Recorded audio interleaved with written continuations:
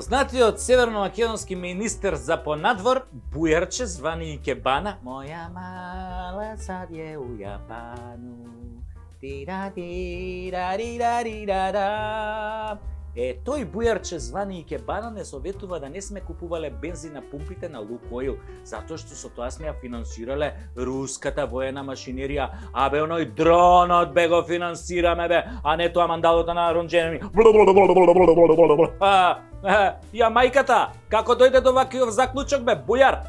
Калиба двојазично дојде до овој гениален заклучок.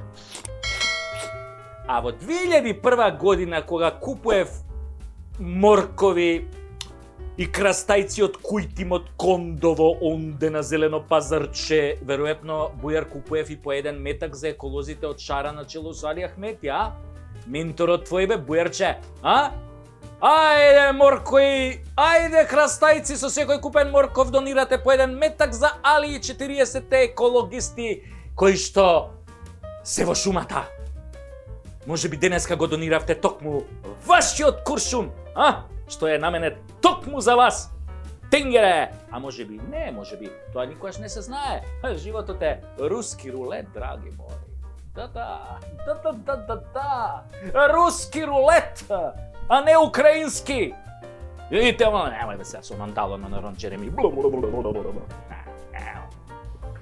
А ја да го прашам Бујарче, Бейзинче, кога купуваме на Пластичарска улица без фискални, кого го финансираме тогаш бе, Бујар? Кина ја финансира, ракетниот програм на Кина го финансираме бе, Бујар, Кого на Пентагон биолошките лаборатории у Украина сигурно не ги финансираме според тебе. Ама Кина ја финансираме, Кина. Кога пиеме кафе во Тетова струја, Кичево или Гостивар, а не ни даваат фискална, кого го финансираме бе, Бујар? Бразил го финансираме? Бело Хоризонте, ФК Бело Хоризонте? Или ФК Ботафого? Пошто кафето нели од Бразил доаѓа? Кога цело Арачиново не плаќа данок, кого го финансираме бе, Бујар? Светската банка? Ајде, немој ти мене тука мандалото на Ронџенеми. Немојте, момци, како да ти кажам. После со тие дупли камати нели го покриваат данокот на пилотиве, а ние другите што сме ние другиве, летечки овци, кои го враќаме со генерации, а кога кондовци не плаќаат струја, кого го финансираме бе, Бујар? Веројатно Туле, овој Тотал електричарот на Зоќа роднинава овој, Или кого го финансираме? Кочо струја? Или син му на Муса, оној Муса, Или оној бројачот за пари на бирото на Али? Да врти нешто бе, греота е таква германска машина, да седи така без работа, сува, мислам, без евра, без долари на суво, да не се врти на суво бе, жаба на суво, не крека бе, ало! Или кога од некое министерство ќе ни кажат соодветни рамковни кадри да донесеме фактура, ама робата не мора да ја носиме, ќе ни ја платат и после да донесеме кај типот 50% кеш, тогаш кого финансираме? Па себе. Кај пари 50%, кај цела роба дома да си ја продаеш на црно, бе, супер бе, зелен бизнис бе, нема проблем бе. Мандала на Ронџенеми.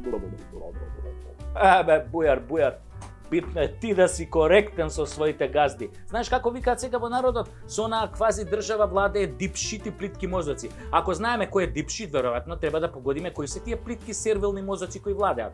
Не очекуваме ти да ги штитиш македонските интереси. Ти со своите постапки досега 1000 пати покажа дека подраги ти се албанските и косовските интереси, а после тоа бугарските интереси да кажеме.